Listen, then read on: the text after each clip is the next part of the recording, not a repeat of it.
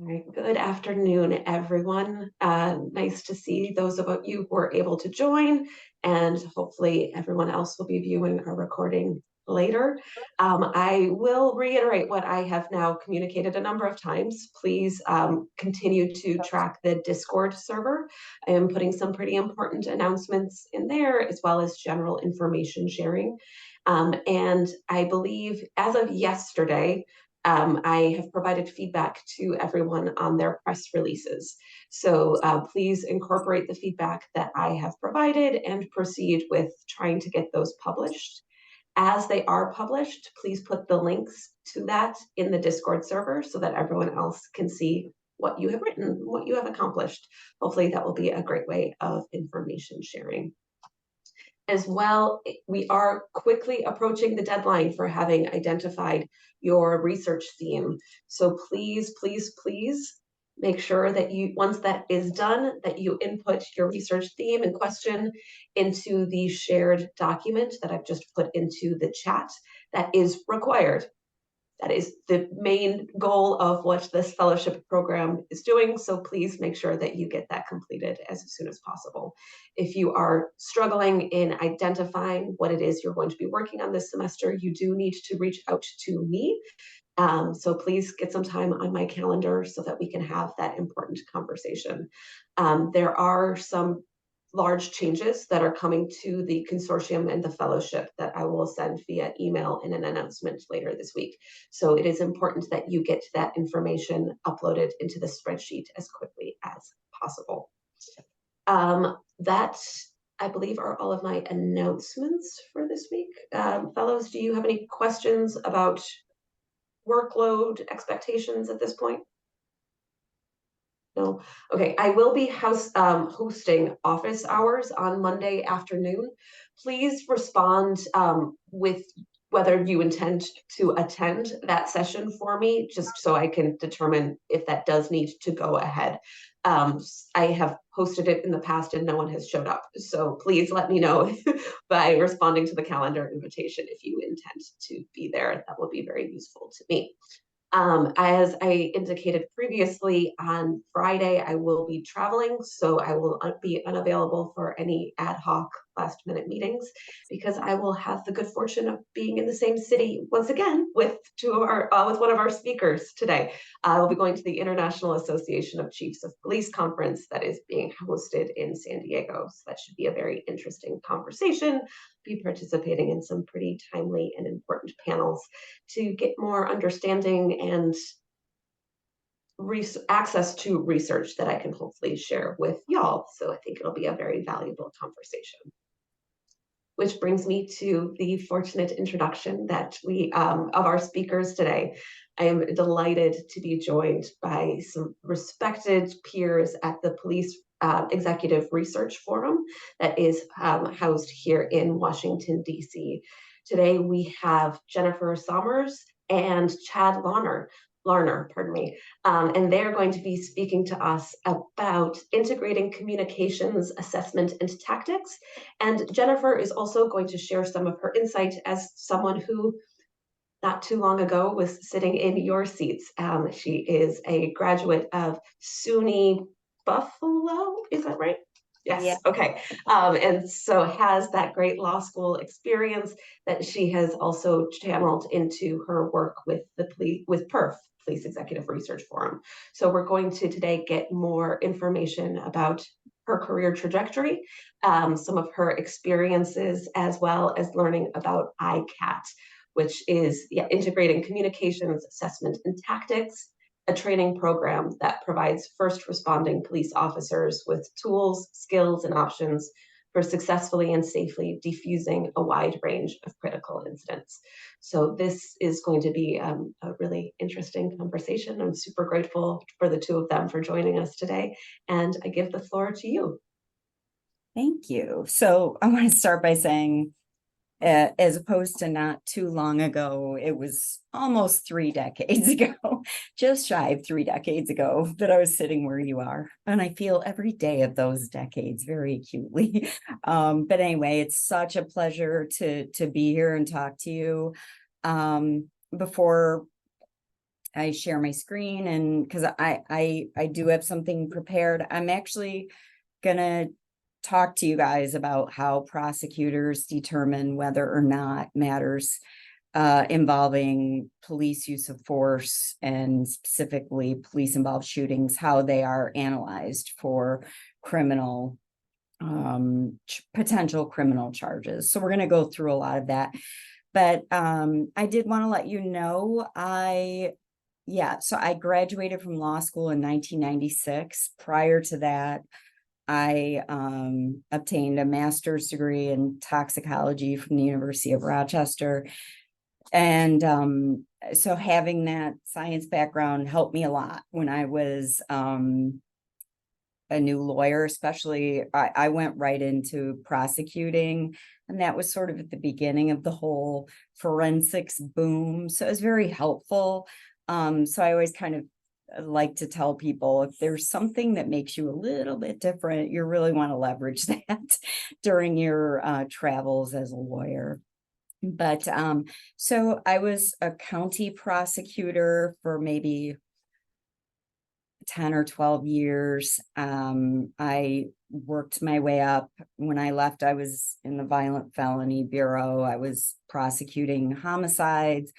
I did a lot of sex assault because I had the toxicology degree. I still teach alcohol and drug facilitated sex assault to prosecutors today. But my kids were in middle school. It got to be a little bit too much. So I left prosecuting and became the attorney for the largest multi-bureau sheriff's office in New York State, which was the Monroe County Sheriff's Office. And I really loved it. It was a great experience, but it's not quite the same as being a prosecutor. So when they were off to college, I went back to being a prosecutor, but this time it was for the state. The last thing, I'll just to put a fine point on this, while I was at the sheriff's office, I saw really just so much great stuff. I couldn't commend people enough, but I also saw a culture of law enforcement in general that was very, very resistant to like challenging itself, or maybe thinking, okay, this happened, but maybe it could have gone down differently. Almost in every sort of circumstance, it's a very insular population, and I think is very hesitant to change.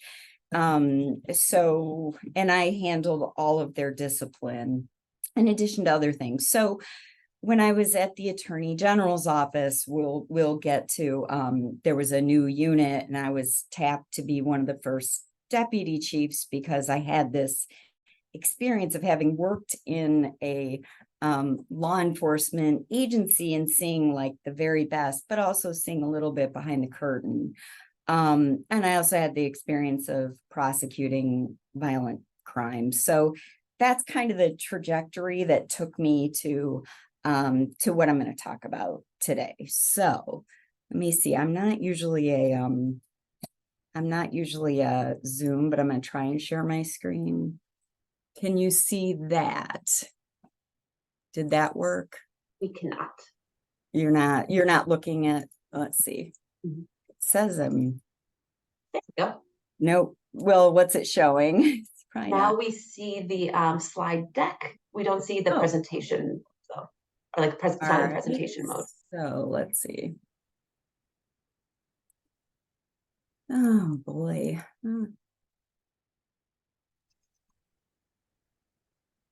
All right, how's that?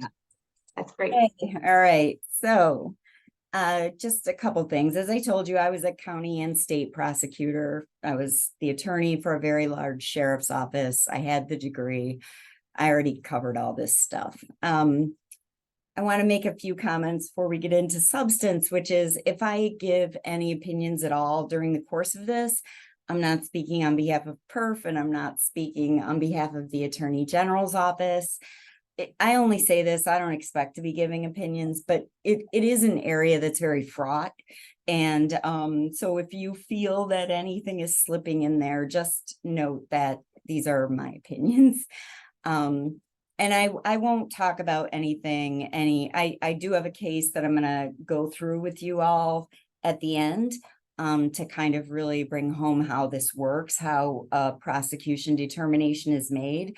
But it's a case that's publicly available, so it's something that's well closed. And the last thing I wanted to say is I'm going to talk about New York law because that's what I was immersed in. There are 50 states and they all have different laws. There are a lot of common threads that weave their way through them. So I'd say the vast majority of what I'm going to say and what I'm going to talk about applies whether you're in New York or Pennsylvania or any other state. These are pretty general principles, but there is nuance and context involved. So, all right. So the way it worked in New York before 2015 was that if a police, let's take a city like Syracuse. If a police officer shot someone or ran into someone in a car or whatever and caused their death, whether it was justified or not, whatever happened, the district attorney, the local district attorney would determine whether or not anybody should be charged with anything, whether the shooting was justified, whether anything had anything was criminal at all. In 2015, then Governor Cuomo, who's no longer the governor, issued an executive order and gave the Attorney General's office jurisdiction over cases where, number one, a person is unarmed, and number two, they die as a result of a police interaction.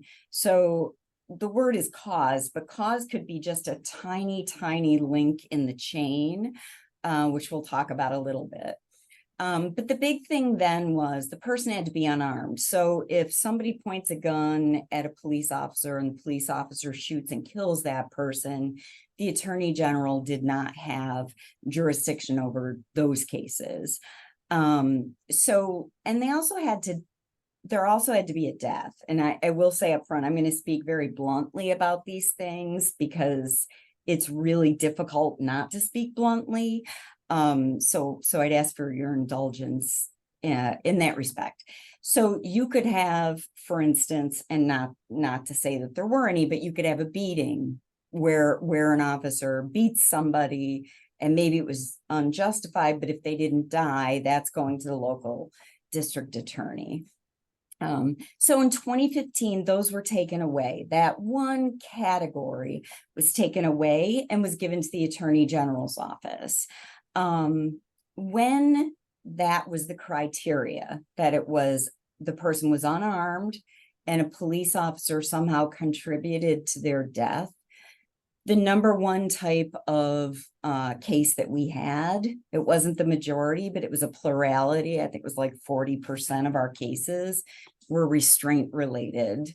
They all followed a very similar pattern where somebody would be on a stimulant, the police would be called, they'd be restrained, and they would die.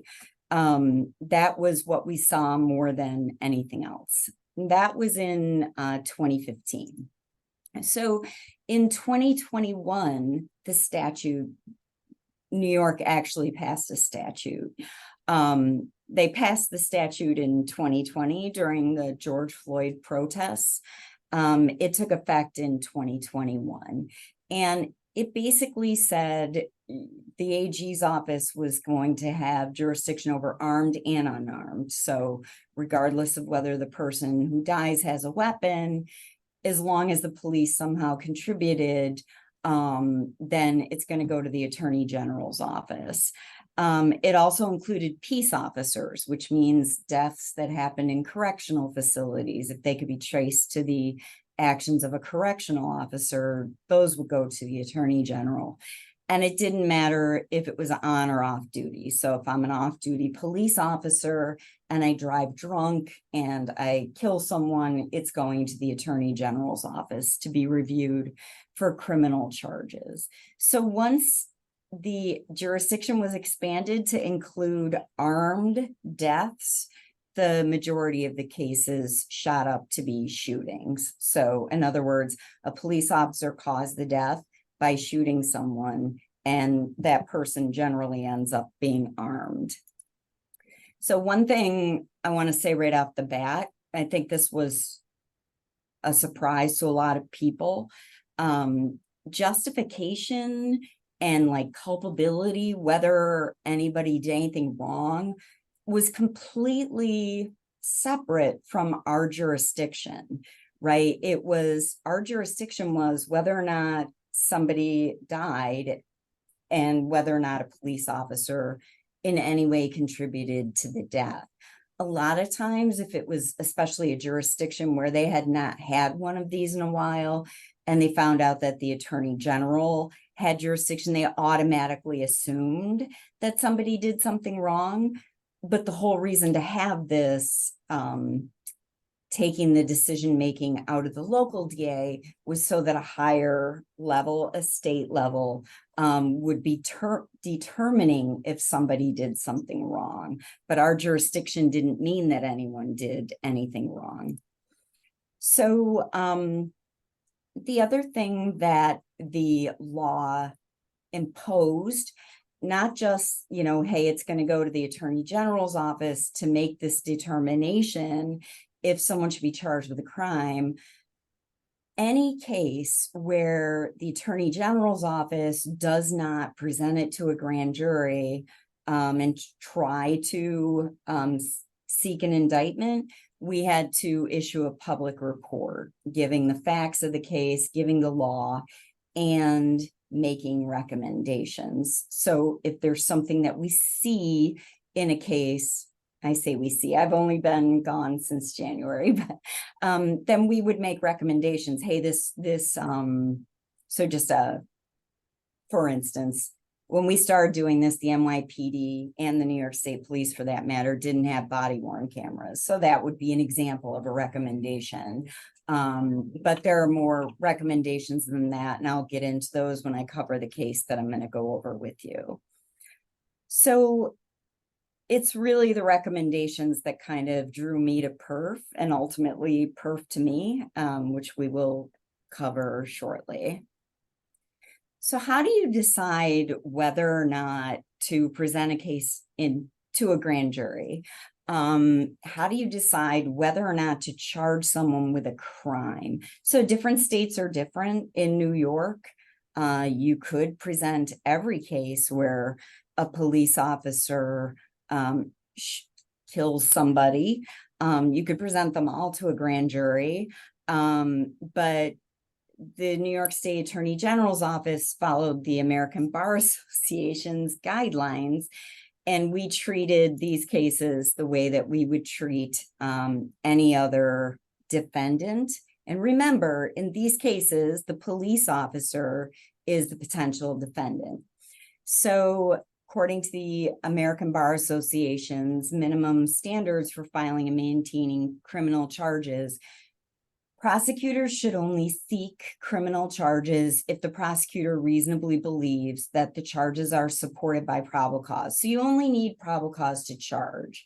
But usually in these cases, you have the full bevy of evidence. You know what the evidence is at the time you're going to be charging. You've reviewed everything. So the other two aspects of this become very important.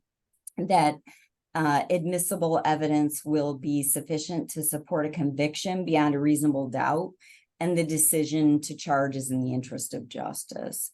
So if you know that, for instance, there is a defense like justification, and you know you can't get around it, then you would have a hard time showing that admissible evidence would be sufficient to support a conviction. And if you do charge in cases like that, the decision is not in the interest of justice. I want to say one thing that I repeatedly saw from who I would consider a very good friend. I think it's, if you're a prosecutor and you don't have good friends who are defense attorneys or vice versa, you're doing yourself a disfavor. You know, you should be able to discuss these things and still have like very good friendships and whatnot. But one area that I would just see my friends that they felt very strongly about this when it came to charging defendants, regular defendants, non-police defendants, that it would be unethical for a prosecutor to over indict cases, to get pleas, whatever. If you know you can't prove it, you shouldn't be charging it. But then when it came to police involved cases, they would there was a little bit of cognitive dissonance, in my opinion. So that'd be one of my opinions. So I want to make you all aware of that, because it was something that I saw a bit. All right, so now, all right, a prosecutor isn't going to charge probably a crime that the prosecutor doesn't think they can prove beyond a reasonable doubt. So what is it? What are we talking about proving? So it's all about the elements of the crime. And if you've sat through jury trials, which I hope you have by now, you find out that it's much different than what, you know, people are tweeting and opining on. It's actually sitting in a box, becoming completely informed of the facts, and then having a judge painstakingly read you the law, as it should be. These are very serious and significant things. But when it came to the most important elements for these types of prosecutions, for shootings, it's going to be the law of justification that the judge is going to painstakingly read, that can be very problematic to charging people or convicting them if they are charged. For restraint type cases, so this would be like Tyre Nichols in Memphis, but I'm just using that as an example of a restraint. In restraints that aren't, I'm not talking about that one, but in other restraints, you'd wrestle with, as a prosecutor, number one, could you prove that it wasn't justified? So in other words, the officer shouldn't have been using the amount of force that they used to begin with. If the person died, causation was always an issue, because it's multifactorial, which is, again, something that prosecutors and,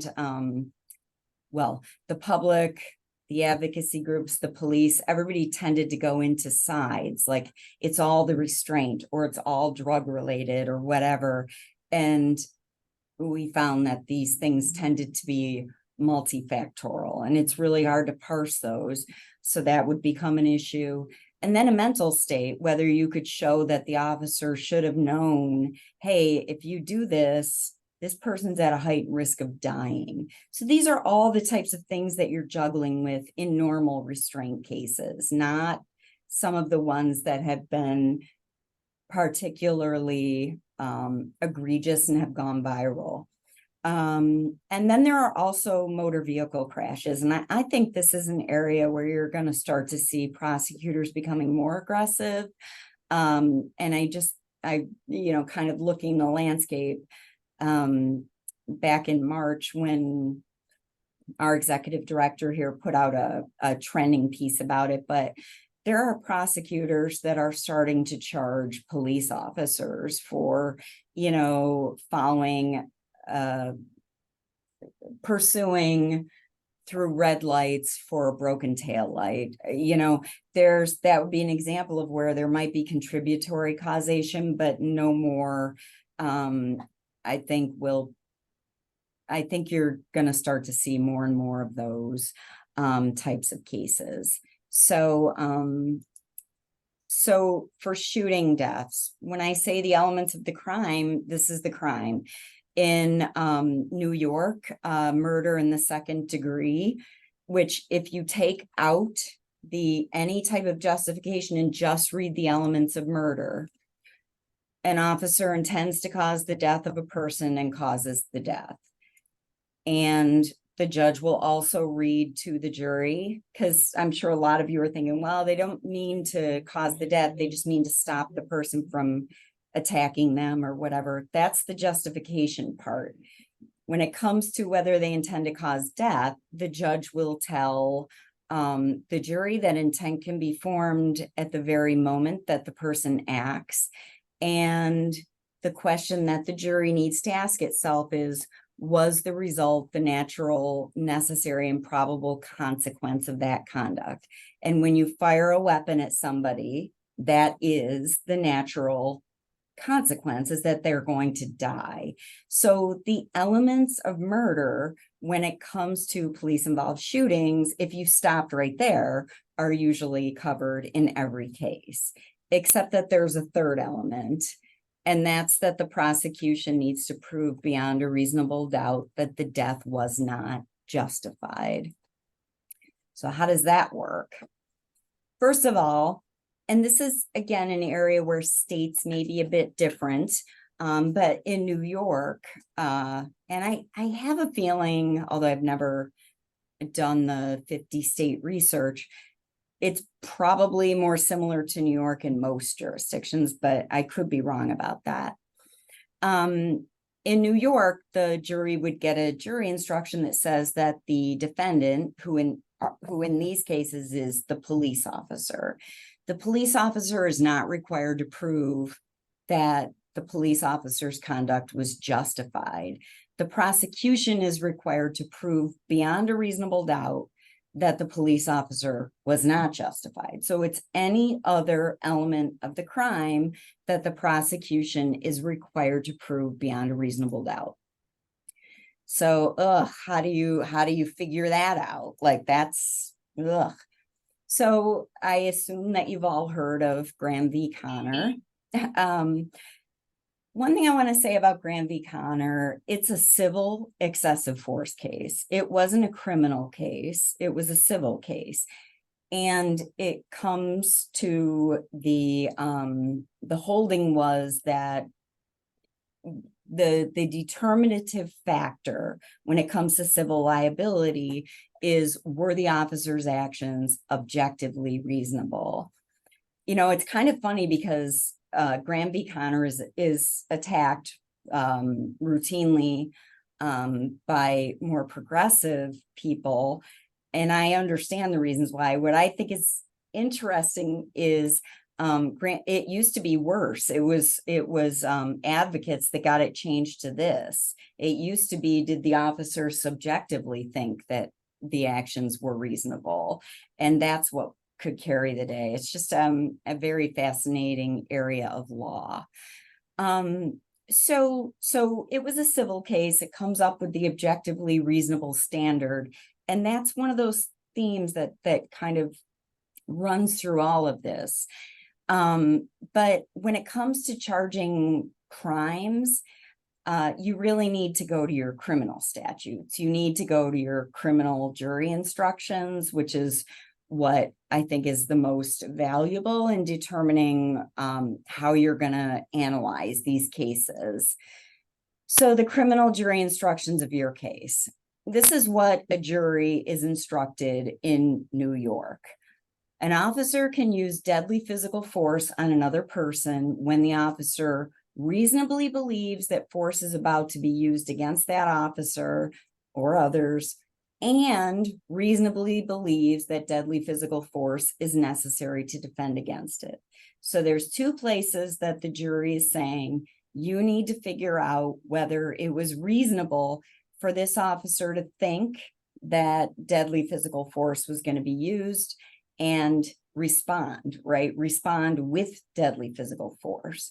And just to give a quick example, most large police agencies forbid their officers from shooting into the windshield of cars, right? Because when you tell police officers you really should be careful, but you're allowed to shoot at vehicles you're discouraging them from doing the one thing that has been shown over and over to actually save lives, which is get the heck out of the way, right? Like usually, and I had cases in New York like this, when you disable the driver, the car keeps coming forward and generally hits the officer or anything else in its way. But you can see where like an officer that comes from an agency that forbids shooting into vehicles, unless someone from the car is shooting at them, their actions would be judged a little bit differently than an officer who doesn't come from that type of agency. So I just kind of wanted to put a little bit of a thing on here. One other thing I want to mention to all of you. So there are other times that an officer can use deadly physical force, but this is the most common one that I saw, which was the officer thought deadly force was going to be used against the officer. So the officer, or at least that's what they said. So the officer used deadly physical force. You, me, Jessalyn, Chad, all of us have that same right. There was nothing special about that in New York. Like, we all have the right, if somebody is about to use deadly physical force on us, we have the right to use deadly physical force on them. So, so some of what I'm saying here is also applicable to the general public. All right, so what is a reasonable belief? Well, because, you know, the judge is going to be saying you have to judge the reasonableness two different times. New York requires the application of a two-part test. So this is why it's so important that you not just like go like Graham v. Connor, objectively reasonable, my work here is done. You have to go to whatever state you're in and think about how they analyze these things. So subjective. The officer has to actually have believed that the person was using or about to use deadly physical force, and that they needed to use deadly physical force to defend against it. So that part's never a hurdle. I never heard, and I don't think you would ever hear somebody say, well, I didn't think they were going to shoot me, but instead I just shot them for the heck of it. That's not really ever going to be an issue. But it's the objective part. So was that subjective belief that the officer had objectively reasonable? And in New York, the way that it is framed is a reasonable officer in this officer's position, knowing what this officer knew and being in the same circumstances, would have had those same beliefs. So you don't judge an officer from the NYPD having experienced that type of training and existing in that environment against an officer in Livingston County, New York, who's existing in a totally different environment, maybe being trained differently with different policies. It's very specific to what you would expect, not of a reasonable officer standing in the middle of a country somewhere. It's what the officer, what would be reasonable, knowing what this officer has experienced, knowing what this officer's training is, knowing what the policies are that this officer has been expected to adhere to. So the background, their experience, their training, they all matter in different ways. I want to say a little bit about civil liability, even though we're talking about criminal. When you're talking about, like, just let's say that an officer comes from a terrible agency. They don't have good policies. They don't train their officers in any type of de-escalation. They aren't resourced, you know, and there are some agencies that struggle, let's put it that way. If their officer kills somebody and, you know, it's shown that, geez, you know, this officer escalated instead of de-escalated, you know, this could have been stopped way upstream. That's generally going to be an issue for the agency, right? Like, that's where you would see like the agency, hey, you're not following, best practices, you're allowing this to happen. Maybe you, didn't have good discipline in effect that allowed like officers to keep getting away with problematic behavior, whatever. Those are civil matters, and it's a lot easier, of course, to hold a municipality civilly liable. There's a much lower burden of proof, right? You're only needing to show a preponderance of the evidence, and there are different rules of evidence, right? Like nobody, the hearsay rules are a little bit different, especially if you're in federal court. It's just a whole different ball of wax.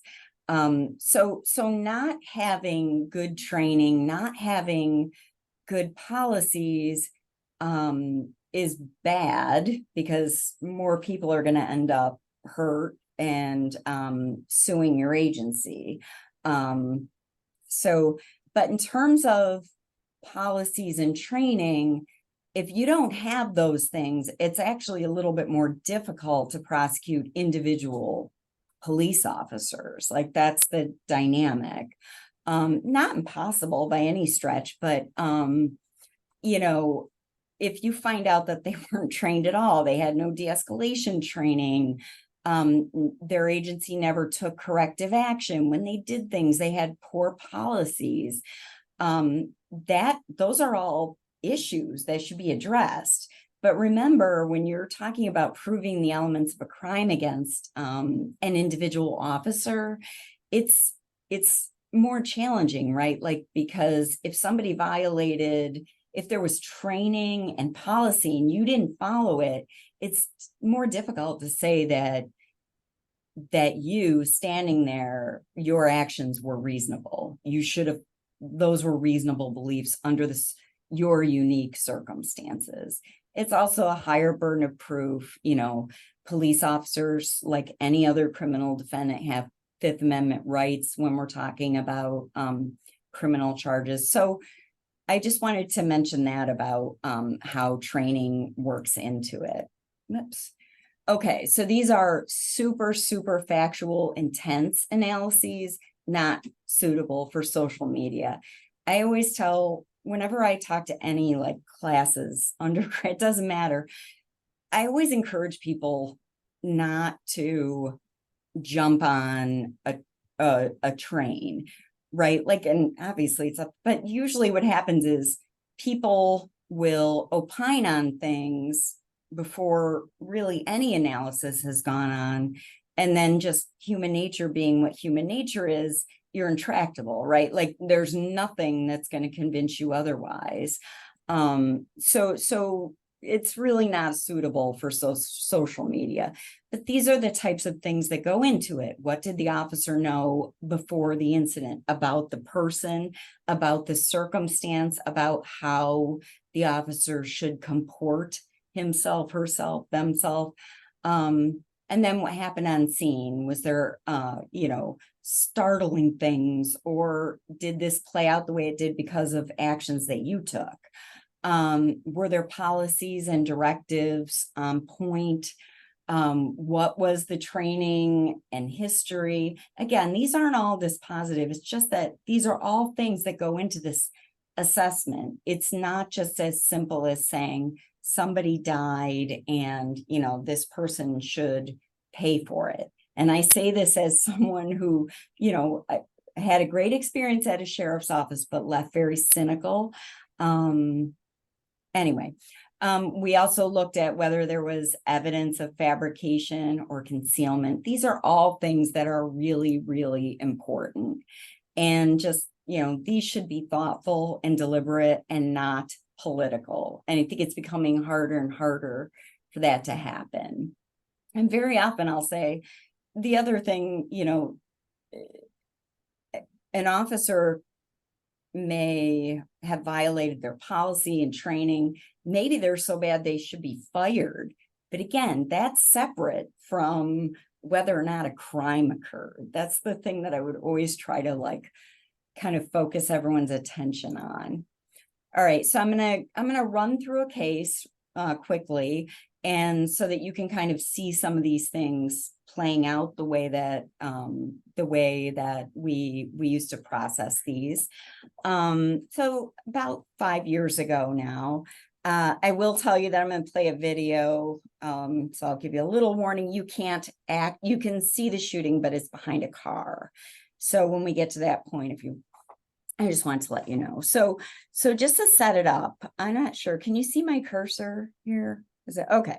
So this part is a restaurant, and back here is like a place where there's a cot that you could sleep.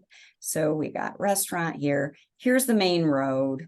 You're gonna see a deputy walk into the video when we get there. So he came this way and then comes up here, and then this is where you first see him. The shooting happens where the oval is, but this is just kind of laying it out for you. So again, shooting happens where the oval is. The trooper, there's 2 troopers involved. The second trooper on scene is the one who shoots. He's going to take this path. He's going to come around here. He's going to pull his gun out right around here.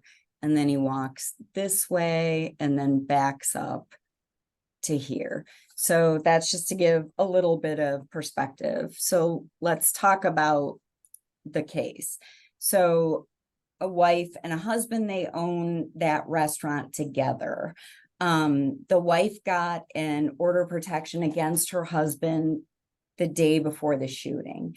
There was never she never ever alleged that he was violent toward her. She very much wanted their marriage to succeed.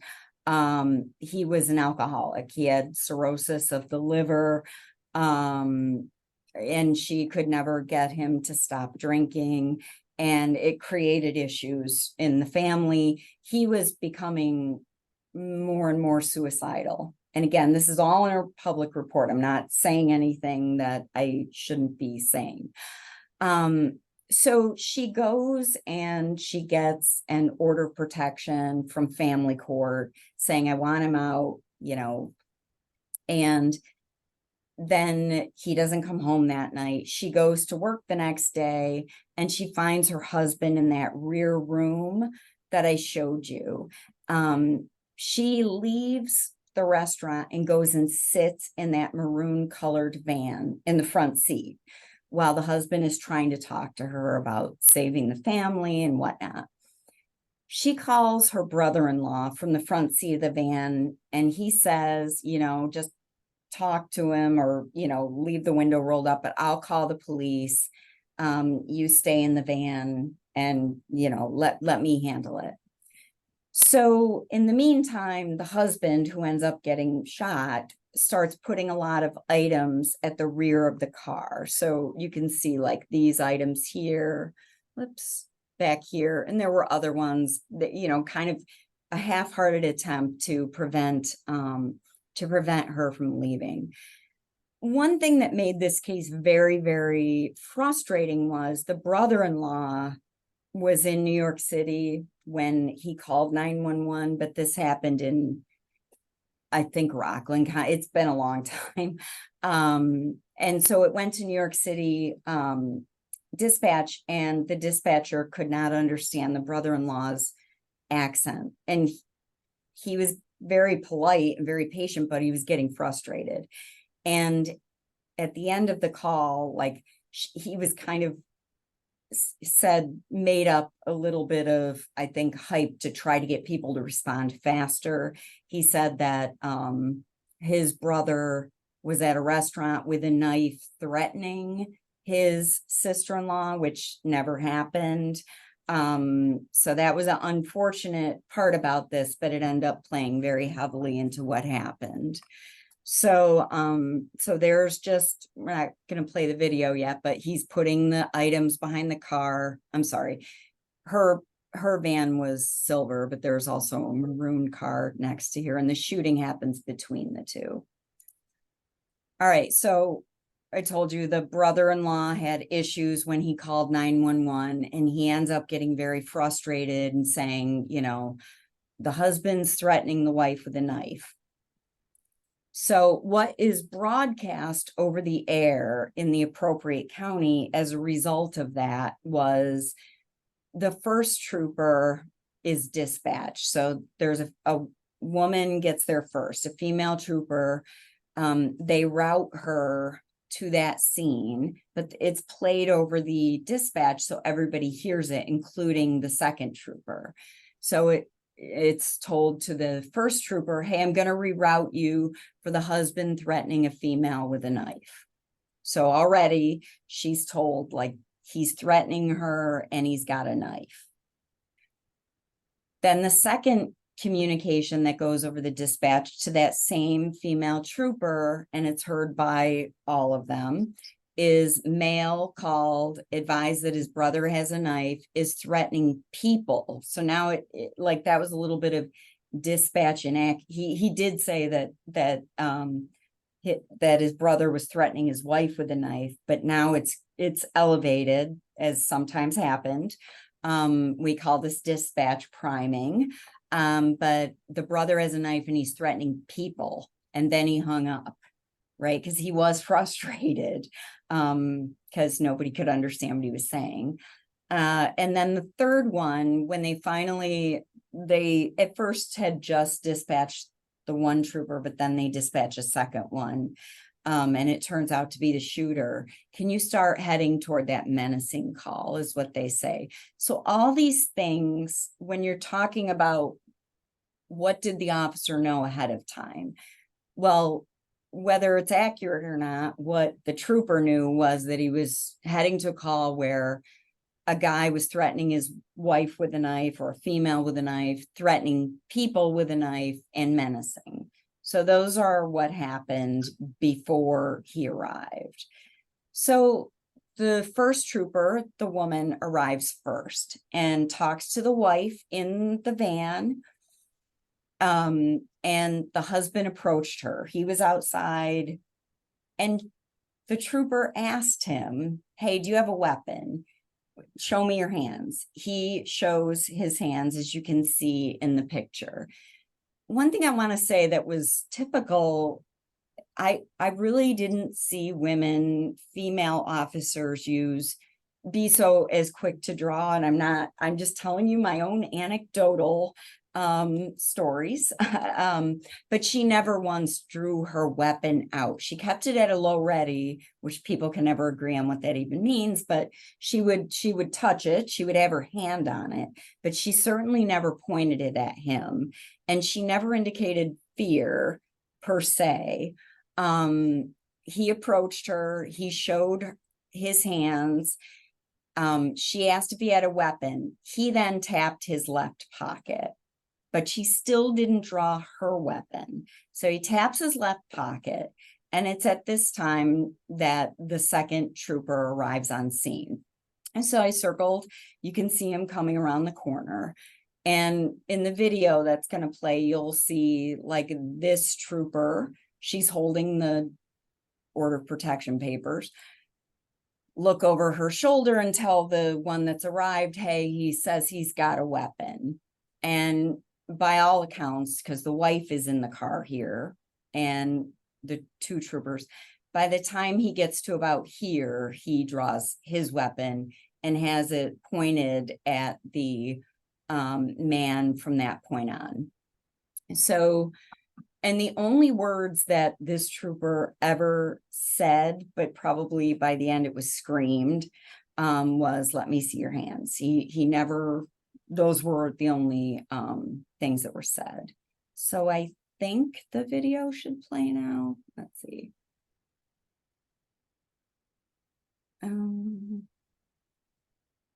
No. Oh, here we go. All right. So she's telling him, do you have any weapons? Do you have any? Oh, let me see your hands. See how she puts her hand on her gun. Now there's our second trooper. She just looked over her shoulder and said, he says he's got a weapon. He was very intoxicated. I think he was maybe like a 3.30 or something. So this trooper now has his gun drawn, yelling, "Let me see your hands." She's removing items from behind the car. He's got a gun drawn.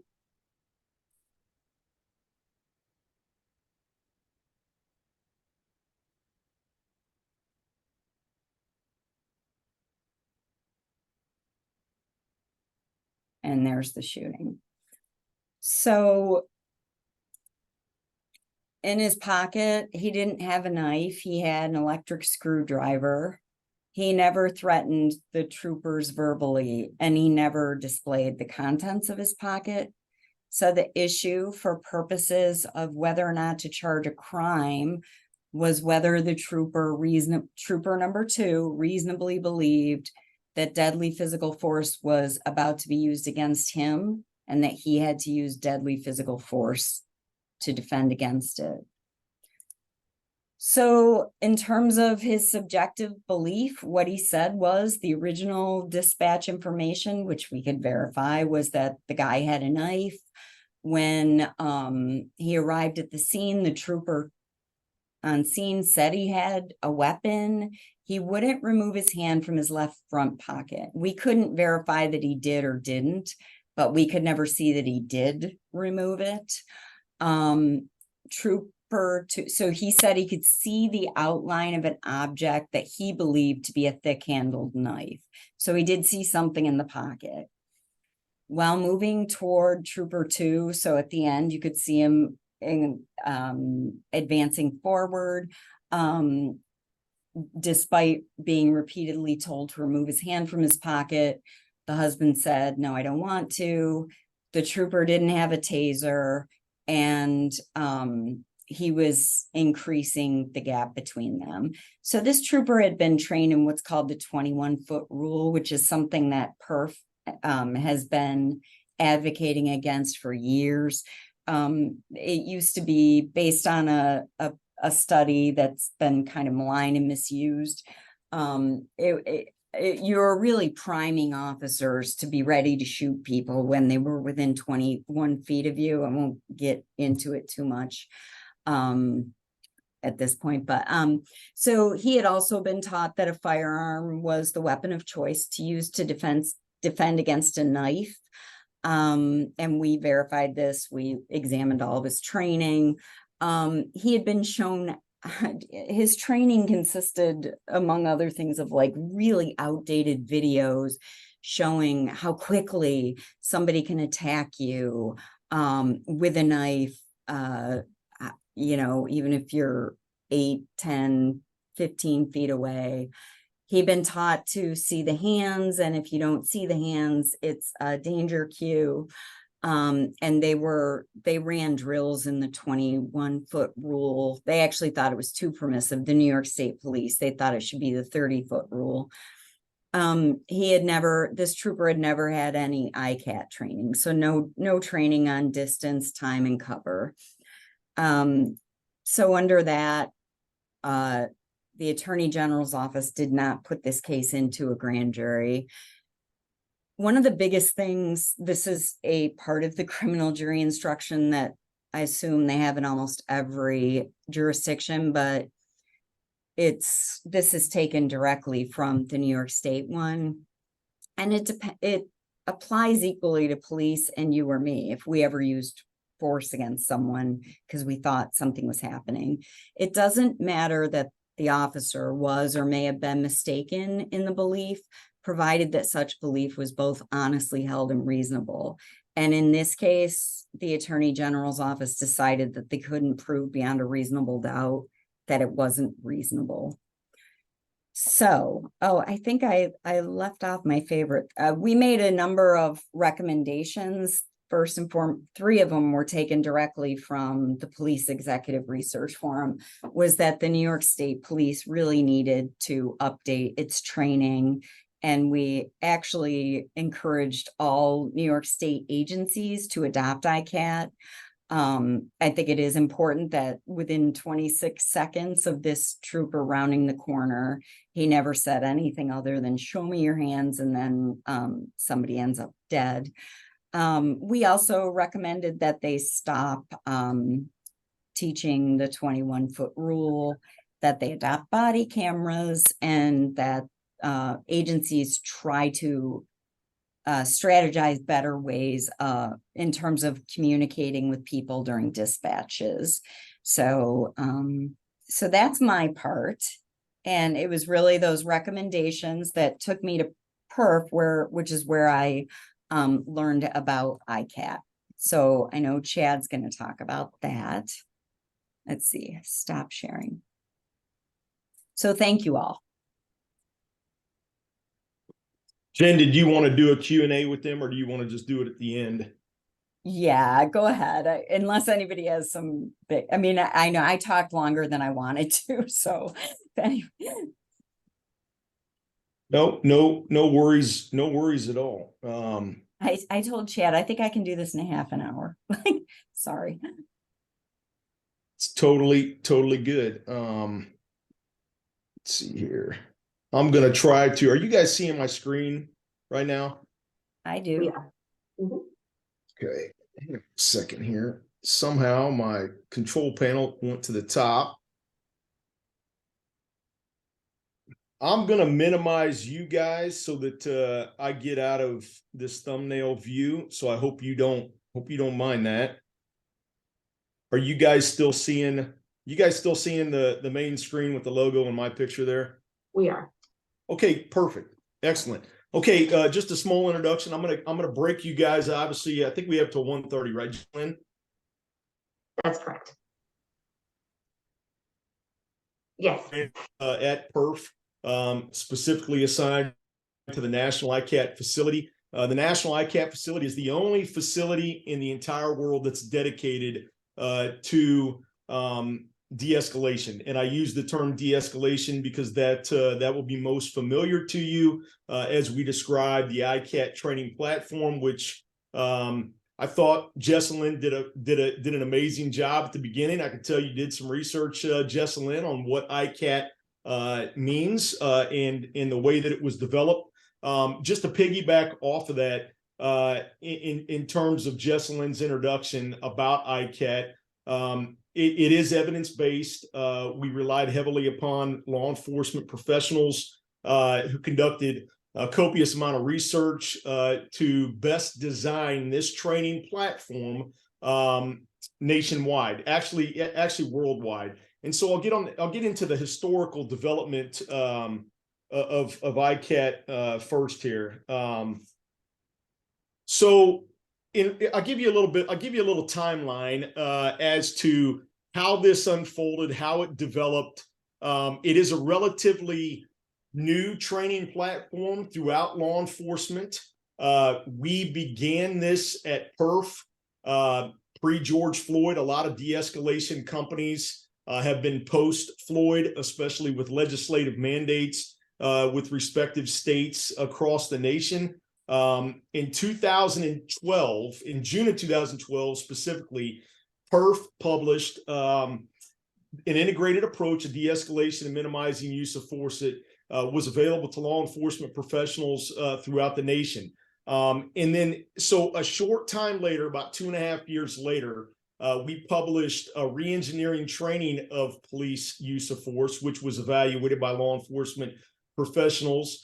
And then a couple months after that, Chuck Wexler, our executive director with PERF staff, took 25 police leaders to Scotland to study police response to individuals who present a threat to law enforcement or to the general public. And so a lot of people ask, well, why Scotland? It's simple. There's such a minimal amount of firearms within Scotland because guns are illegal in Scotland. So the bulk of their police encounters that involve use of force by either a person in crisis or a suspect, they deal with suspects or people in crisis that are armed with something other than firearms. So either an edged weapon or an impact weapon, or simply not armed at all. In March of 2016, so just after the first of the year, we published a guiding principles on use of force, which laid out the policy foundation, so to speak, for ICAT. So the trip to Scotland, the experiences in Scotland were utilized to develop that publication in March of 16. So a month later, so we're still in the year 2016, a month later, we had staff from PERF and had staff from law enforcement agencies throughout the nation visit the NYPD Academy to develop the ICAT curriculum. I can tell you that the NYPD Emergency Services Unit was heavily involved in the development of ICAT. Those are highly skilled, trained men and women that go through a rigorous process to be selected by one of the world's most coveted full-time emergency services units in the law enforcement and first responder profession. So shortly after that, a few months later, we're still in 2016. If you can't tell, 2016 was, I would say, the landmark year for the development of ICAT. We pilot tested this amongst 7 agencies across the United States. Shortly thereafter, we published our first true ICAT Integrating Communications Assessment Tactics publication that went out to law enforcement leaders throughout the country, agencies throughout the country as well. And then at the close of 2016, we held the first national ICAT meeting where we brought a group of 425 police professionals to the city of New Orleans for a summit, if you will. And that was that's where the wheels really started turning. So we move on through the course of after 2016, where ICAT is in motion, and this year in January 23, shortly after Jen came aboard PERF, we held our first national ICAT conference in San Diego. We anticipate holding our second annual in San Diego in 2024. That also entailed 2 days of a train the trainer course. We had law enforcement professionals from agencies throughout the nation and Canada attend a train the trainer session after the first annual ICAT conference. So takes us to the facility where I'm sitting in the center part of the country in Decatur, Illinois. Your screen's not advancing. Okay, no, I know I haven't moved on yet, Jen. Oh, sorry. That's okay. No problem at all. So that's where I'm situated here in the center part of the country. And in May, on May 17th, we had the grand opening of the National ICAT facility. Again, the only facility in the entire world dedicated specifically to de-escalation training. So ICAT's focus. I know we covered this a little bit through the history of ICAT.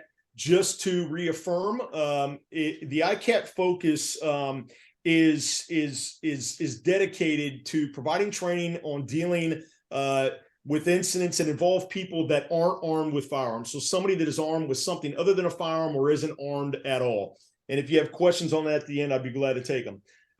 This is an interesting statistic. I don't know how familiar you are with de-escalation. I don't know how familiar you are with, officer-involved critical incidents, officer-involved shootings. But statistically, 40% of fatal officer-involved shootings, the subject is unarmed or armed with something other than a firearm. So you can see how prevalent this training and how important this training is amongst our law enforcement colleagues and the communities that we live in and that law enforcement officers serve. So you guys are going to get a little, probably much needed, a little 6-minute break. It's a good thing that this is recorded because I'm sure you'll love sharing this with your colleagues. This is a showcase highlight video of PERF's National ICAT Center. It's a great video. Enjoy this for the short 6 minutes, and we'll reconnect.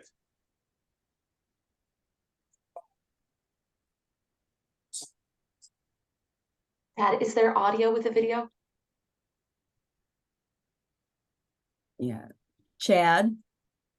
Yes. Is there, I don't think the audio is working. The audio's not working, huh? Okay. You might need to unshare your screen, and then before you share it, there'll be a prompt to share audio. Okay. Let's There's see. a So I'm little gonna hit. box. I'm gonna hit stop share, Jesselyn. Mhm. Okay, and then you want me to share the screen again? Yes, and then there should be a small box at the bottom left-hand side that says share audio. I got it. Share sound. Share sound, yes, perfect. Okay, and I'm gonna share, and then let's see if I can run this just back because it had just started. You guys give me the nod if you can. I saw this man walking up and down the street. Can you hear Someone it? takes out a knife, He looked disgruntled. you pull out your gun. I hit pause, but can you guys hear it? We can, yes, thank Okay, you. great, excellent. Tell him to drop it. He's wearing a black sweatshirt and some cargo pants. And that's all of these situations. If you're going to change and deal with use of force, you have to change how they're trained, because in every instance, every time I'm called by a reporter, why did the police officer do what he or she did? I said, it's very simple. They did what their training told them to do. So this is really about negotiation, slowing things down, time and distance. When you're right on top of someone, you have less degrees of freedom. When you're back behind and you have cover and you're communicating and you have, that's a lot different. All I want is a unemployment paper signed. That's all I want. Welcome to the National ICAT Center. I hate my brother. He's armed with a bat. Right. The distance, thinking about that. What we want to do is tell a story. I got something going on. I got my brother calling the cops on me for no good reason whatsoever. It goes back to around 2015, 2014, and there was a lot going on in the country then. People started questioning police use of force. I happen to be in Scotland because they don't have firearms in the United Kingdom. I thought to myself, well, how do they deal with situations with non-firearms, with knives, bricks, and 2x4s? I was fortunate enough to be one of the 25 police chiefs that Chuck Wexler invited to Scotland to see how does a police department that doesn't carry firearms deal with mentally ill people with edged weapons, bats, bricks, petrol bombs, and how is it that nobody gets shot dead? Where in America, maybe 40% or more of our shootings, we shoot people with edged weapons. So how long have you been at the bank? This facility is about tactics, communication, and training. What's going on there? So these are taking principles that SWAT teams have used for years successfully and applied them to patrol. If a person is in crisis, you should start from the same point. You should start, I'm going to save this. I'm going to solve this problem, and we're all going to walk away from it. We have a phone. We can get you in contact with your mom. All right, look, is the ambulance coming? Because I'm sorry. Please just leave me alone. I came here to be alone. How many are there? At the end of the day, it's not just me wanting to go home safe, because that's an ideology of the past. But the reality is we want everyone in that situation, to include the citizens, to go home safely. And that's what ICAT is about. You take the time, you keep the distance, and you communicate. Deal with my officer right here, and I go talk to your boss, okay? Yeah. Not only do you come in here and learn tactics and practice scenarios, you have to have and develop attitude that helps you deal with a person in crisis much differently than what we've done in the last 30 years. We would see officer-involved shootings, and as the officer has their gun out and the person has a knife, the cop is yelling, drop it, drop it, drop it. Drop it. The person walking toward him with the knife is saying, shoot me, shoot me, shoot me. In that video, the first thing the officer does is draw his weapon. So he's escalated the situation. The only way to look at that from a psychological standpoint is that person, for whatever reasons, wanted the cop to shoot them. That comes down to training, and it comes down to the culture of your department or your sheriff's office. To me, the most powerful video in the curriculum. We actually use footage in ICAT training. That's what makes it so real. We actually show what happened. I'm gonna do like a helicopter, like this. Let's talk about that. Let's talk about that. ICAT training is available to any law enforcement agency in the country Another thing that you see here is at no cost in 2023. if you provide transportation and hotel stay in Decatur, Illinois, we will take care of the cost of the training. A brand new multi-million-dollar state-of-the-art facility where your officers will get intense classroom instruction and, most important, live scenario venues. One of the things I took home from Scotland was the sanctity of human life. That is the first line in our use of force policy. The sanctity of human life. What we've seen in Volusia County is a drastic reduction in use of force and in deadly force. Reduction of probably 60% of injuries to deputies, injuries to suspects, reduction in complaints against police, reduction in crime, and great improvement on the way we solve crime. The change over time has been amazing in terms of our uses of force, police-involved shootings, and that has come from change in training and the learning that we instituted from ICAT. The culture of the organization is when time, distance, and cover allow for itself, you have to use it. This is one of those learnings that we can all take something from and improve ourselves and add to the positive change in law enforcement, something that we're seeing in Baltimore. The proof is that where this was implemented, you reduced overall use of force, you reduced injuries to the subjects you were dealing with. The most surprising finding was you reduced injuries to officers at a higher percentage than anything. Not only do I have 20 people here, I have lieutenant colonels, I have several majors, I have captains, lieutenants down to sergeant. It's so important because the buy-in has to start at the top. Leadership makes culture. Training gets culture into the community. I've spent 30 years working around the world through our foundation, seeing a lot of bad things. People can react, either match the violence or try to back away from the violence and de-escalate it. And every time you de-escalate something, you end up with a better result. And now he has built a state-of-the-art multi-million-dollar facility where if you come, we will provide the training free. We'll never charge a penny to use this facility. I think officers are understanding, and the leadership and police departments and sheriff's offices, we have to bring everybody to a higher level.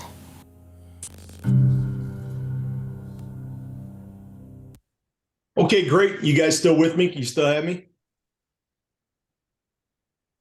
We do, yes. Okay, great. Thanks, Jesselyn. Okay, so I'm sure you guys enjoyed the video. Again, apology for the technical difficulty, and thanks to Jesselyn and Jen for walking me through there. So we do have a lead ICAT instructor. Daniel Aliato is our lead. He's a senior principal, also responsible at PERF for several key things, one of them being PERF Senior Management Institute for Police. It's held every summer at Boston University for executive level management within law enforcement. Dan assists with management studies as well. He's a retired St. Mary's County, Maryland Sheriff's Office captain, and has achieved many accolades and is highly decorated throughout his career. Also holds a master's degree from Johns Hopkins. So our instructors and role players, currently there's approximately 27 total. The selection process for them was highly selective. They all derive from ICAT agencies. And so I can tell you this, these instructors and role players are either active law enforcement or they are recently retired law enforcement that are still dedicated very heavily to the profession. They are selected based off of a myriad of different criteria.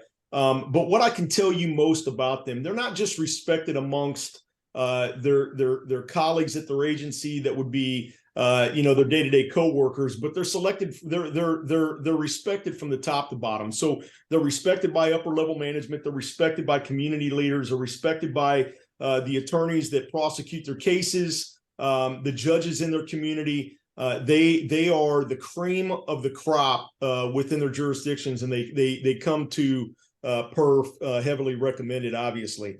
So frequency of courses at our facility.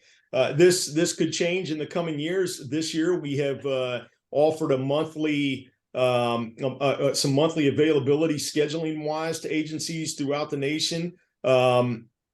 So we have at the facility, you saw two different sides. you saw the administrative side and you saw the tactical scenario-based village side. So we're located right now in a 50,000 square feet building, 25,000 square feet being dedicated to 144 seat auditorium, which you can see on your right.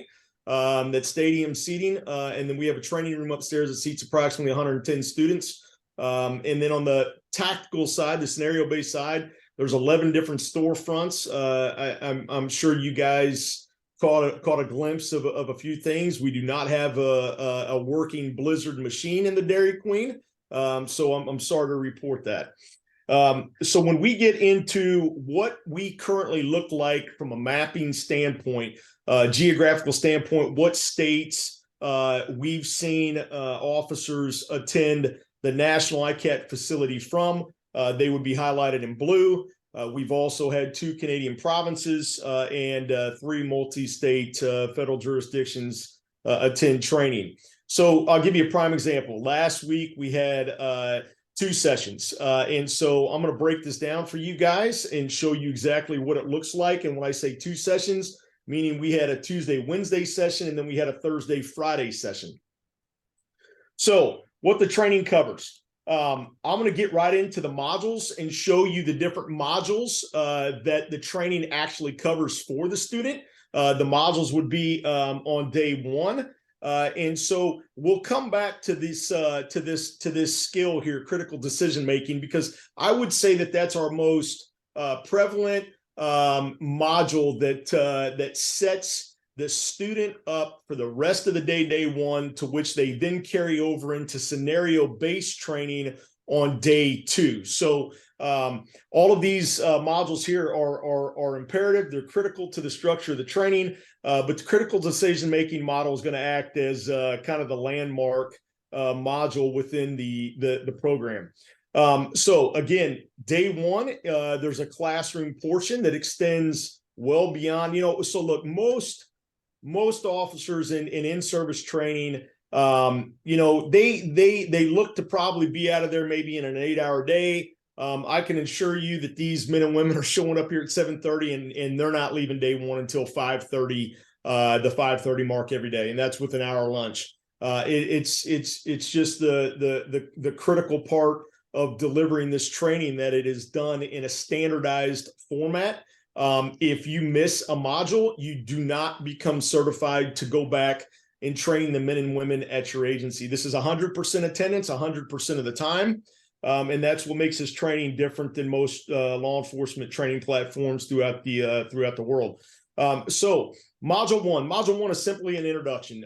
We provide an overview of the ICAT program, how it was developed, some historical aspects, and then we get straight into, at the end, we do a leadership snapshot. So we'll look at some case studies. It is video based. It's a long day. So providing video, I guess, i.e. game film, is critical to the learning environment. But we do provide a leadership snapshot at the end of these, just because, it's imperative that your law enforcement frontline supervisors are involved in these types of incidents. And we want to highlight and we want to focus on the good and maybe not so good portions of a leadership snapshot in all of these modules as they fit. So the ICAT module number 2, the critical decision-making model.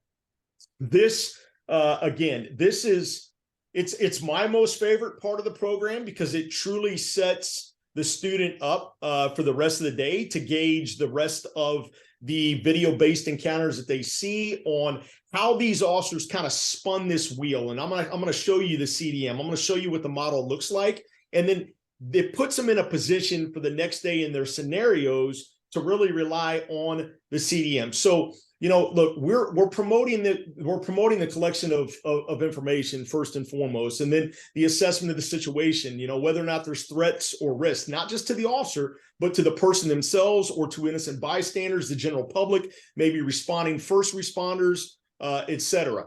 And then, look, we place a strong emphasis on each respective officer, considering what powers do they have, their agency policy, and then identifying options, determining maybe the best course of action for this incident at that time, and then acting, reviewing, and reassessing the situation as needed. So, the CDM, I think it's probably best just to describe it as the true core of the training platform. So this is the wheel, so to speak. So you can see where I really focused in that little bit of dialogue that we had about module number 2, the CDM, collecting information. And I think, when you look back at a lot of these police incidents that are, involve a critical incident, if you will, the collection of information is sometimes questionable. And so, look, there's a reason why, the arrows go a certain way, because you can constantly spin this, and it's not telling the officer or the student that they have to follow this, in chronological order. So you see the word proportionality in the middle there, and I want to touch on that because I want to share with you guys. I want to share this with you. When my agency, before I retired, before we attended ICAT, all 160 men and women, none of the police officers at my agency really understood the word proportionality. They thought that it was meant to substitute the totality of the circumstances, which derive from Graham versus Connor, right? And so the best way that I explain that to police officers, and you, if you're not, you will become obviously very familiar with the word proportionality in the judicial part of justice. So the way that I spin that to law enforcement professionals is, look, the crime of jaywalking. If Jen's walking across the street, do I have the right to tell Jen to stop and investigate why she's walking across the street and talk to her about this very petty infraction? I do. If Jen runs, is it prudent that I chase Jen on foot and utilize a taser or some means of use of force to subdue her, to arrest her for running, and then talk to her about the crime of jaywalking? And I think we would all agree that the answer is simply no. Now, do the circumstances change, and can we speak upon the totality of circumstances? If I know Jen to be a habitual gun offender, a habitual suspect that commits crimes of violence, somebody that has committed carjacking, somebody who has committed robbery, etc., is a very violent, dangerous person that maybe has a warrant, and I see her jaywalking, is the pursuit of Jen then proportionate? Yes, it would be, and I think we would all be in agreement to that. So a lot of people focus on that word proportionality, and what does that mean? It's never meant by us to substitute the totality. It's just meant to supplement it and look at it through a different lens. So we kind of talked about the benefits of the CDM. I know we're running short on time here, so I want to breeze through this. The biggest thing that I would tell you is, look, the CDM not only helps officers in the moment, in the event, dealing with the incident at hand, but it also assists them with writing better police reports, which in your field, you will very much so appreciate as you start to read more and more police reports. So there's some visuals of some agency CDM. So what a lot of agencies will do that really subscribe to the ICAT training platform, they'll take the CDM and they'll make it their own, where they'll put their own logo in it. They'll put these logos throughout the agency. And so the day that you come aboard as a man or a woman within that agency, you're subjected to that agency specific CDM. And so you can see where the wheel is the same.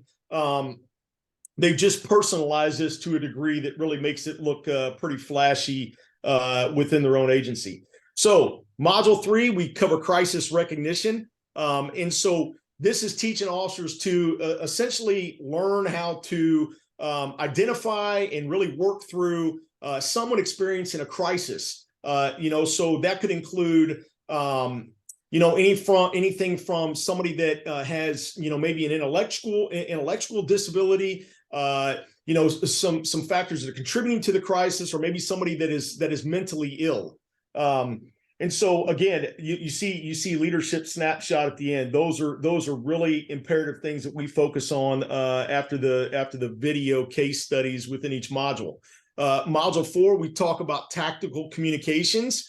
And and how how we want to interact with those in crisis. So you can kind of see the flow, because module 3 was crisis recognition. Now we're trying to teach the officer how to interact with those in crisis, either through nonverbal comms or verbal communication, and trying to make a connection with the person in crisis through active listening. And throughout my career, teaching various platforms, so to speak, training platforms, and focusing on human behavior, there is a distinct difference, as you know, between hearing and listening. And so if you go home to your significant other, your partner, your spouse, your boyfriend, your girlfriend, and you walk in and you hear radio in the background or the TV playing, but they're on the phone with someone, you're listening to hear who they're on the phone with, but you're hearing the white noise in the background. And so we are trying to promote active listening, not just hearing, but active listening to make the connection. Module 5, we really focus on suicide by cop here. And so, like, you guys know what suicide by cop means at this point in your adult life, and as professional as you are, students. And so, this is simply a person that, wishes to, achieve death by forcing an officer to unfortunately use deadly force. And so this is a very important module to us, because, officers are dealing with this in every state, sometimes on a weekly, if not daily basis. Module 6, we focus on operational tactics, including how we use, good body positioning throughout the team during an incident, critical incident, and, working through different strategies, developing strategies during the incident, before the incident, and then a debrief after the incident. And this kind of goes back to spinning that wheel where, there's nothing wrong with, if you have time, distance, or cover, reassessing the situation in front of you and working through a different strategy. And I think Dan Aliato, our lead instructor, quotes Mike Tyson on day 1 and says, Mike Tyson said it best, everybody has a plan until they get punched right in the mouth. And so you may go into something with a great working strategy, but you have the ability to spin that wheel of the CDM and maybe back up and reassess and come up with a plan B if you didn't have a plan B. Module 7 is our last module of the day to close out day 1, and that is simply step up, step in.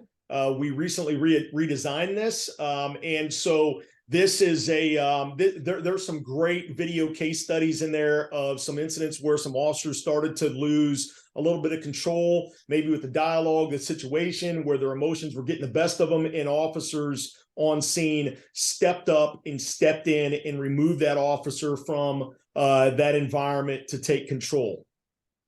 So day 2 is scenario-based training. There are some pictures that you saw from the National ICAT Center Showcase video that was developed for us. And that is the inside of the scenario-based tactical training village of the facility. I want you guys to focus on what happens with the officer in the green when he's told that he's not well liked by the person in crisis. What? Mitch? Like Mitch? How about you?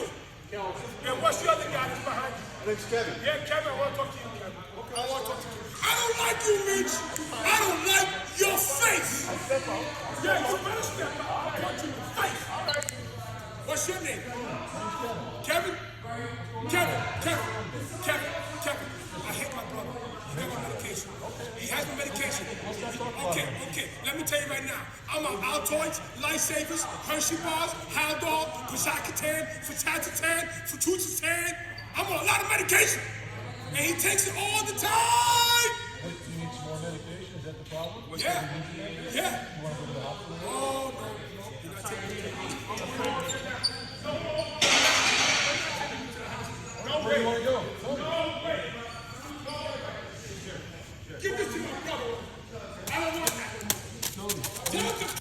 Okay, great. So that was a great segment there to show you. And I specifically wanted you to watch the officer in green. You can tell that the role player Tony really put it on the officer in the green t-shirt, and they quickly identified that dialogue, that communication wasn't going to be best at hand. And so he took a step to the side, and another officer stepped in and took control of that. I'm going to, I know we went right to the 1:30 mark. I'm going to kick this back over to Jen and Jessalyn. Let me see. Let me go back to my profile there. Okay, you guys got me? I apologize for running over. So Jen, you have no, not at all. I'm sure Jessalyn has built some kind of grace period in here, I hope. If not, I'm sorry that we took you guys over. Jessalyn, is there time for a Q&A, or are we just short? Definitely. No, I'm happy to stick around if folks have questions, because that was just, and yes, no apologies necessary for going up to our time, because I think that was a perfect presentation, both in identifying the issue that ICAT has been built to resolve. So I really loved how y'all built that together. I think that was a really, really informative, super valuable presentation. So thank you so much. Students, the time is yours. I recognize some of y'all might have to leave, but if you have questions, comments, concerns, the time is yours to raise those.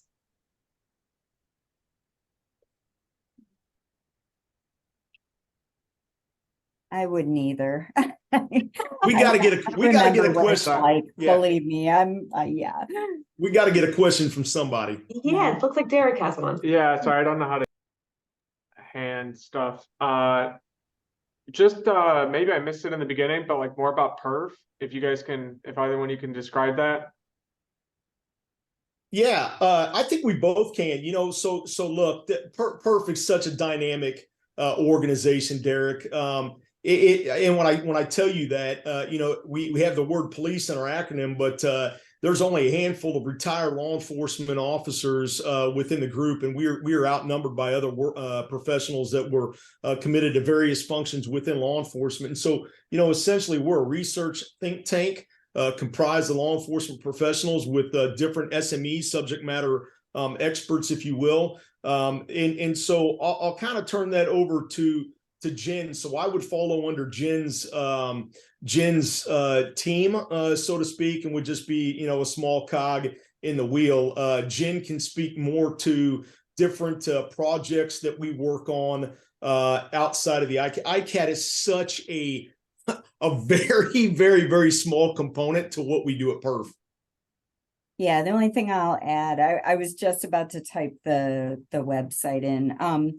If you go on the website, so we are a best practices think tank relative to policing, also a member organization, but there are a number of publications you can go to. I commend the 30 guiding principles on use of force to anybody who really cares about this issue. It's fantastic. I cited it many times when I was at the Attorney General's office. So I think it's a very valuable organization, really focused on pushing the envelope, you know, sometimes facilitating uncomfortable conversations, but necessary ones. Yeah, I love what she said there at the end, Derek, because you guys are going to see throughout this career path, and Jen and I just talked about this last week, you know, just because something is deemed through the judicial process as reasonable doesn't mean that it is always necessary. And so, you know, ICAT and PERF, just in general, really pay close attention to that. And that's what we advocate amongst the masses within the law enforcement profession, is not to look at you will quickly realize that Graham versus Connor is like the bare bones minimum threshold, like the 70% C- achievement, so to speak. And so we're trying to really promote that proportionality aspect into the policing model, so that not only are you trying to hit that 70 percentile mark, maybe on the criminal side, but you're looking at this from a civil litigation side where it's without a shadow of doubt that what you had to do in that situation was more than objectively reasonable and would be deemed so, not just by professional police officers, but also by the general public.